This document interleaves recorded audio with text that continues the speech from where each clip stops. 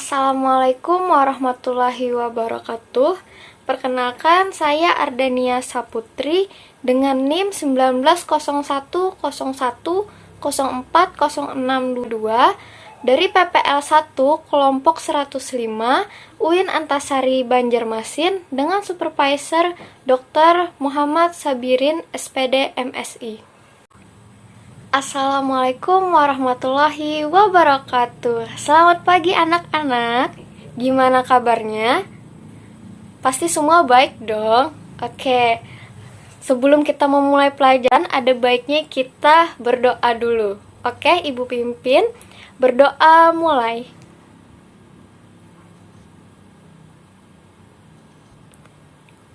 Berdoa selesai. Oke, sebelum kita belajar hari ini, ada kalanya kalian juga harus semangat nih untuk mempelajari matematika, mempelajari apa yang Ibu ajarkan. Oke anak-anak, sekarang coba kalian lihat gambar di samping. Oke, nah apa kalian mengenal benda di samping Ibu ini? Ya, benar sekali. Gambar di samping Ibu yaitu sebuah cermin. Lalu apa hubungannya dengan materi kita hari ini? Jadi langsung saja, materi yang akan kita pelajari hari ini yaitu pencerminan atau refleksi. Adapun tujuan pembelajarannya yaitu ada dua. Yang pertama, kalian mampu memahami pencerminan atau refleksi. Kemudian yang kedua, kalian mampu menyelesaikan masalah berkaitan dengan pencerminan atau refleksi. Nah, sekarang Ibu ingin bertanya ke kalian, ada yang sudah tahu apa itu pencerminan atau refleksi? Bagaimana, ada yang sudah tahu? Sepertinya belum ya. Oke, jadi pertama Ibu akan menjelaskan dulu definisi dari pencerminan atau refleksi. Definisinya bisa dilihat pada layar, yaitu pencerminan atau refleksi merupakan salah satu jenis transformasi yang memindahkan setiap titik pada suatu bidang atau bangun geometri dengan menggunakan sifat benda dan bayangannya pada cermin datar. Nah, itu dia definisi dari pencerminan. Nah, sekarang di samping Ibu ada sebuah gambar, yaitu gambar di samping menunjukkan contoh refleksi atau pencerminan bangun datar A, B, C, D, E pada garis M. Perhatikan bahwa ruas garis yang menghubungkan titik dan bayangannya tegak lurus terhadap garis M. Garis M disebut garis refleksi untuk A, B, C, D, E dan bayangannya A aksen, B aksen, C aksen, D aksen, E aksen. Karena E terletak pada garis refleksi, titik awal dan bayangannya berada di titik yang sama. Oke, selanjutnya nih, ada sifat bayangan benda yang dibentuk oleh pencerminan. Ada 3. Yang pertama, bayangan suatu bangun yang dicerminkan memiliki bentuk dan ukuran yang sama dengan bangun aslinya. Kemudian yang kedua, jarak bayangan ke cermin sama dengan jarak benda aslinya ke cermin. Kemudian yang ketiga, bayangan bangun pada cermin saling berhadapan dengan bangun aslinya. Nah, di sini Ibu ada contoh pencerminan atau refleksi dari segi 4 P, Q, R, S terhadap garis alfa sehingga menghasilkan bayangan yaitu segi 4 P aksen, Q aksen, R aksen, S aksen. Bisa dilihat gambarnya di samping pada layar ya. Oke, selanjutnya di sini terdapat langkah-langkah juga untuk menggambar bayangan hasil refleksi segi 4 PQRS.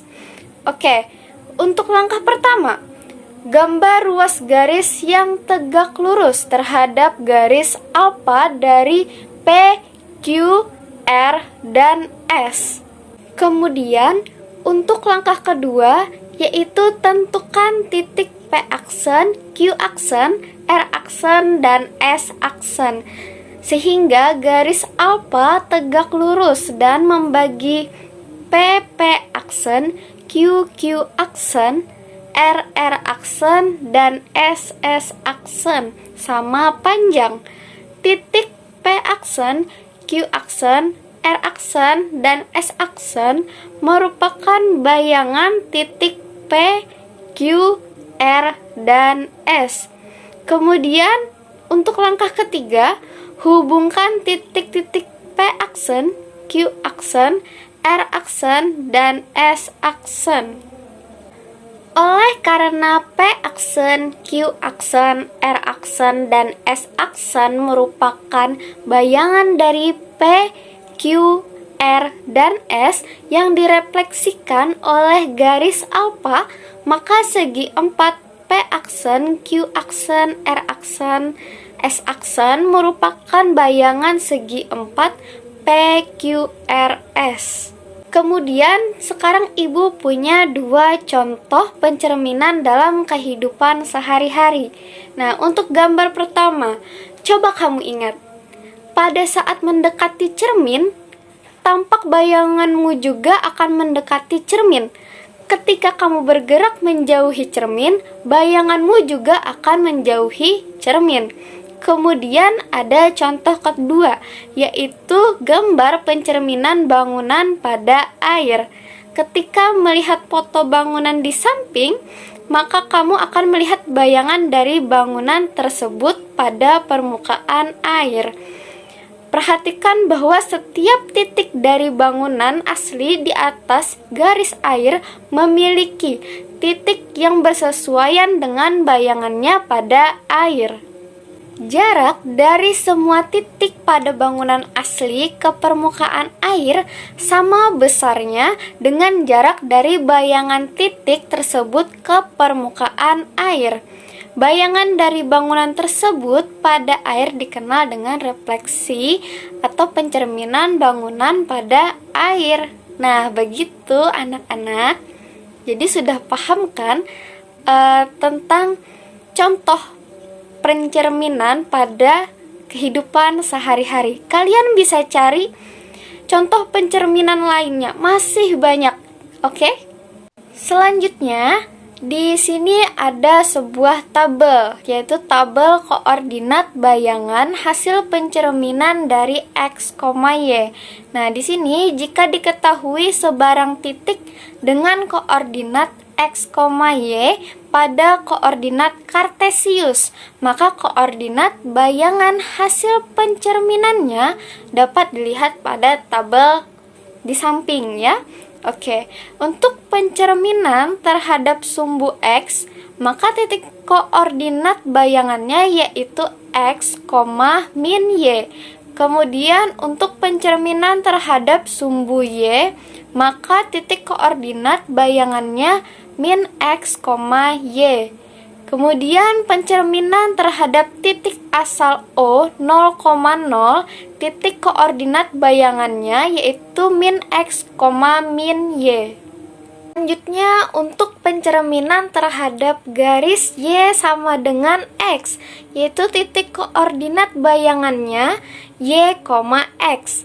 Kemudian untuk pencerminan terhadap garis Y sama dengan min X, maka titik koordinat bayangannya yaitu min Y, min X. Selanjutnya, untuk pencerminan terhadap garis Y sama dengan H, maka titik koordinat bayangannya yaitu X, 2H, min Y. Dan terakhir yaitu pencerminan terhadap garis X sama dengan H, maka titik koordinat bayangannya yaitu 2H min X, Y. Di sini Ibu ada satu contoh soal terkait permasalahan pencerminan atau refleksi. Oke, kita baca dulu soalnya ya. Nah, Di sini disebutkan segitiga ABC berkoordinat di titik A min 1,1, B min 1,3, dan C 6,3. Gambar segitiga ABC dan bayangannya yang direfleksikan terhadap sumbu X.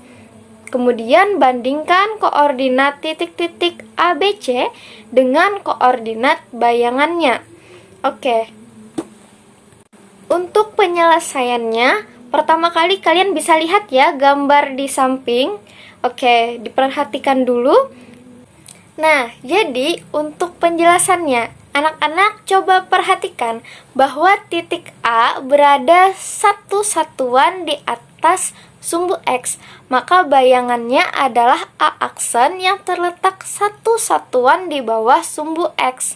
Sedangkan titik B dan C berada pada 3 satuan di atas sumbu X, maka bayangannya adalah B aksen dan C aksen yang terletak 3 satuan di bawah sumbu X. Dengan demikian, diperoleh koordinat masing-masing titik dan bayangannya adalah sebagai berikut. Untuk titik A min 1,1, maka bayangannya yaitu titik A aksen min 1, min 1. Dan untuk titik B yaitu min 1,3, maka bayangannya yaitu B aksen min 1, min 3. Dan untuk titik C yaitu 6,3, maka bayangannya yaitu C aksen dengan titik 6, min 3. Hubungkan ketiga titik sehingga membentuk segitiga A aksen, B aksen, C aksen. Baik, sampai di sini dulu. Bagaimana anak-anak? Apa bisa dipahami materi yang Ibu sampaikan dari awal? Semoga materi Ibu bisa dipahami dengan baik ya. Dan jika kalian ingin bertanya atau ada yang masih kurang paham, kalian bisa mengajukannya di kolom komentar. Oke? Kalian bisa tanyakan apa saja terkait materi hari ini yang belum kalian pahami. Nanti akan Ibu jawab. Oke, langsung saja kita masuk ke kesimpulan. Baik, hari ini kita sudah belajar tentang pencerminan atau refleksi. Maka kesimpulannya yaitu pencerminan atau refleksi merupakan satu jenis transformasi yang memindahkan setiap titik pada suatu bidang dengan menggunakan sifat bayangan cermin dari titik yang dipindahkan. Nah, sebelum Ibu akhiri pembelajaran hari ini, Ibu punya satu latihan untuk kalian kerjakan di rumah ya.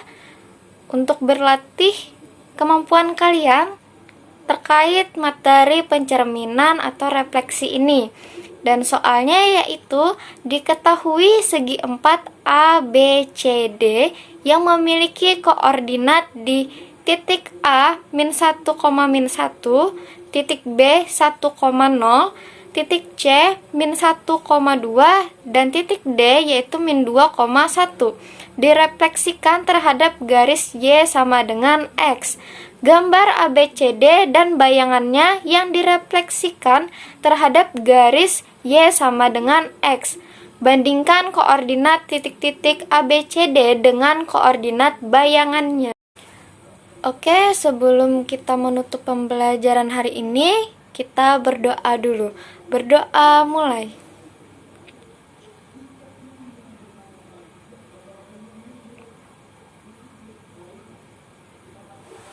Amin.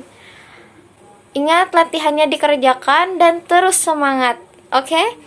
Ibu tutup pembelajaran hari ini. Wassalamualaikum warahmatullahi wabarakatuh.